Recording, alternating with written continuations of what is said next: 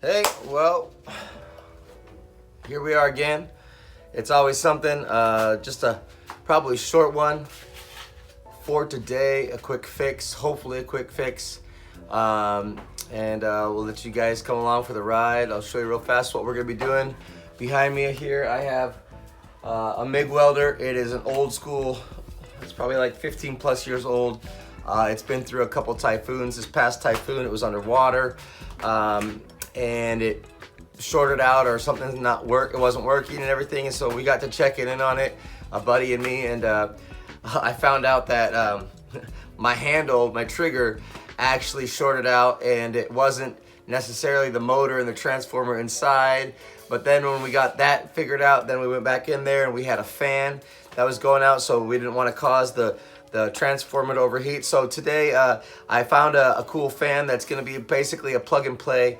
We're going to get it cut in, put in, and drilled in hopefully right away. And I thought I'd just let you guys come along for the ride. So what brand is this? This is a, yeah, it says a Mig 151 Flux and Mig Welder, made in China. This was bought off of eBay like 15 years ago in the States and brought to the Philippines, and it has worked awesome. It is old though, it is heavy as all get out. My new Mig Welder, which is MIG and stick and actually could do TIG, weighs less than 5 pounds, and I could strap it right on my chest and jump up in the trusses and weld trusses, where this one weighs over 50 pounds.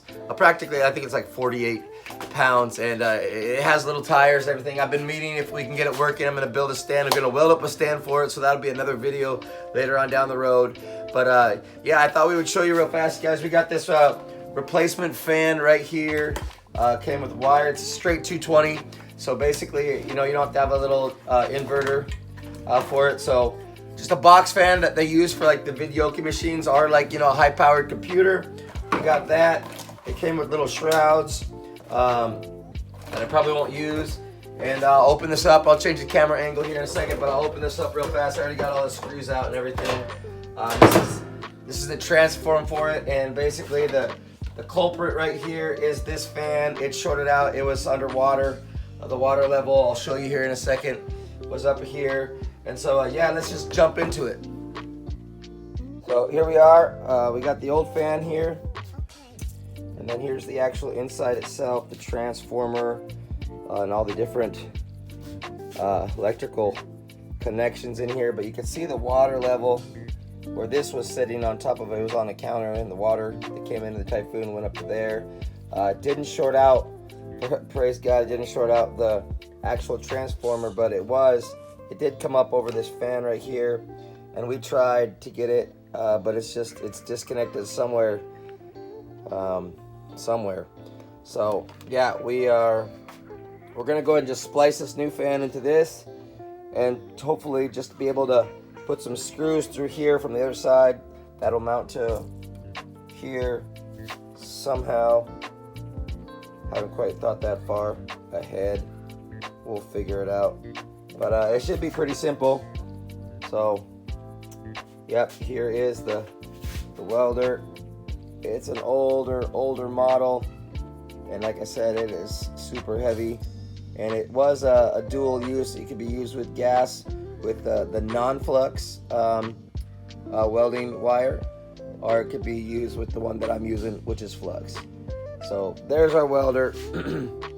Let's try to get this fan in. All right, so first we're gonna try to mark up the holes so where this is gonna need to bolt through, and try to get it from the outside here first, just so we can see.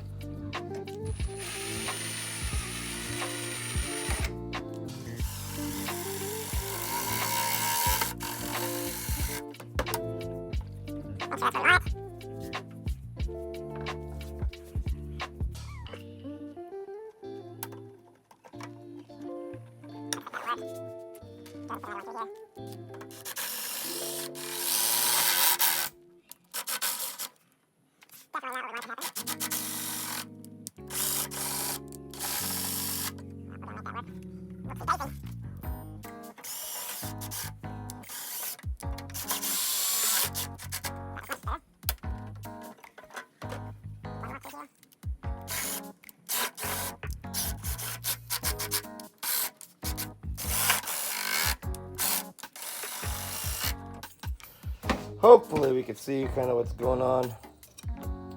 The fan still seems to be turning, so that's a good thing. All right. So now we can see on this other side where the holes got put into place here. The idea now is to maybe be able to flip it around, and I don't know how we're going to tighten them, but we can get a little socket in there. So we'll take a second here and I'll get some socket.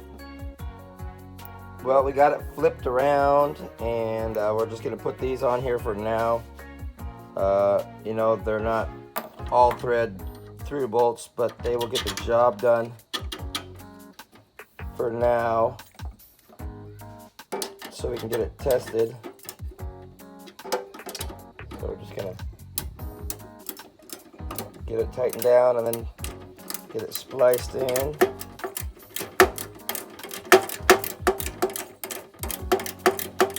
Once again, you know, if I lived in a different place where it was easy to get the correct parts and I'll just buy the new fan for this, blah, blah, blah, blah, blah. Well, here, like I said, you know, it's always something. You can't get everything you need easily, and if I can find it in America, you know, it's going to take an arm and a leg to get it here. So we're kind of just making it work. It's going to get the job done. This will be back in the field, back to, actually it's going to be used at my co-pastor's house. He's got some projects that he's wanted to practice with, and so this is kind of the practice welder.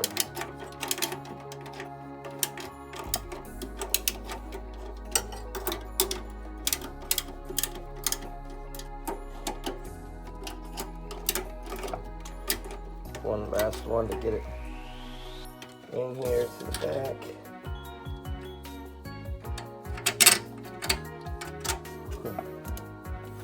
So by no means do I think if this was actually, you know, burnt out and stuff like that. I am not the person that would try to be rewinding this at all. Here we rewind the motors to get them back to working, but that is not something that I do. That takes some crazy amounts of patience. Alright, so the fan is in, still turning. Basically, I am going to, this fits here, so I don't need a super long. We're just going to go ahead and cut this, stay right there, pull it apart.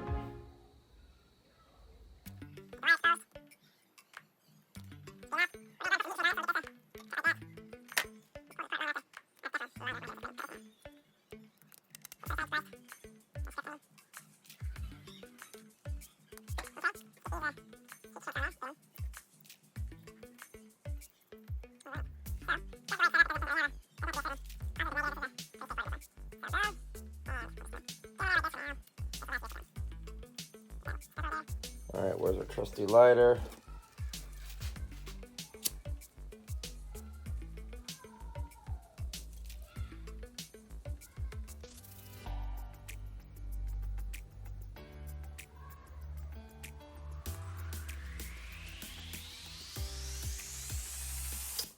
All right. That should do that. And get this guy plugged in. Hopefully you guys follow on the video here.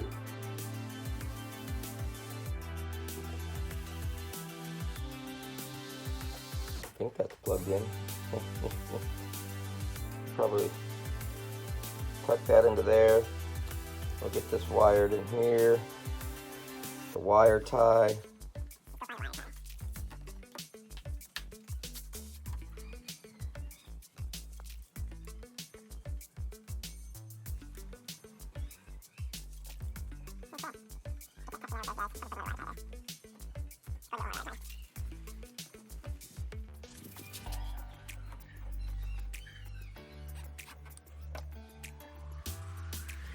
Well, now I think we should plug it in and see if the fan comes on.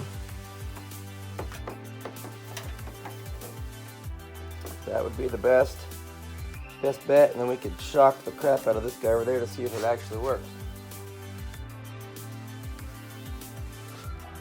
Okay.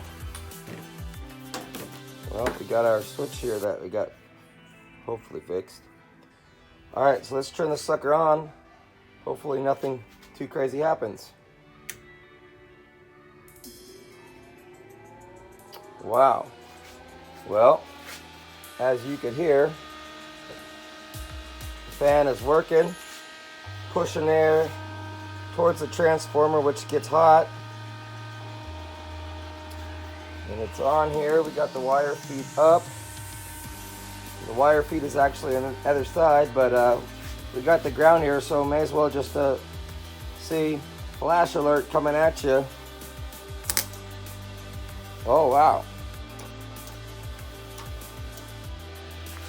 So we have shock. We have weld. We have a fan working. Need to pull all this wire out because it is now rusted. Let me get the thing turned around and we'll give you guys a better look at the other side. So here's the other side, and once again you guys will get a good laugh.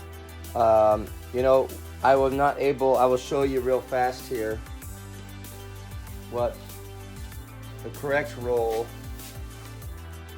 looks like. Oh, here we go. This is perfect. So this is the roll that you can buy, like say if you were to go to Home Depot or Lowe's in America. But I couldn't just buy this here, so I had to buy a big spool online, and it came in a huge spool that wouldn't fit in here, and I didn't have any of these smaller spools because they all cracked, so I had to get a little bit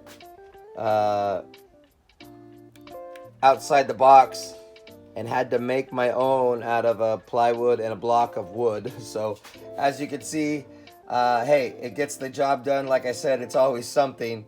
This has been on here for years and years and years. Has worked fine, but we got some salt water in here, so as you can tell, my wire, my flux is not the most pretty, and so it is because it's slightly rusted. It's having a hard time going through the reel, the spool feed itself, and you could actually see, if I can get close enough there, you could see all the debris coming off. So yeah, we're gonna have to take this all the way out, probably replace that spool, and now I was able to buy new ones of these, so I'll be able to respool and have new wire, and we should be back up in working order. So that is that. All I got to do is put it back together, and so that's what I'm gonna do. It's good stuff. It's always awesome when you can fix something that is still worth something, and this is what it's like on where we live. You can't just go to the store and buy something new, and you can't just go buy the things that you need all the time. So we try to make things work, and I'm just trying to make some videos to show you guys kind of what life is like living in a third world country. You know, as you would think, as the mission field, this is my home, so it's not necessarily a mission field. I mean, we're on so-called mission. I don't want to sound cliche by saying that, but if you're a believer, the Lord says that we are on call 24/7 a day, 24/7 all the time. There's no vacation for a believer. So this is kind of what it's like. Got lots of projects like this. I got to get things fixed. Always something. So hey, if you like this video, you know, hit the like button, subscribe. Thank you for watching, and I love to end all my videos with saying my favorite verse is Colossians 3:23. Whatever you do, do it unto the Lord, whether in word or deed. Do it unto the Lord, not unto man. And I'm telling you, living by that standard, it ups everything. And you know, we can't please everybody, but if we try to please God, people will see that, and that's the good example that Jesus wanted us to live. So be blessed, and we'll see you guys next video.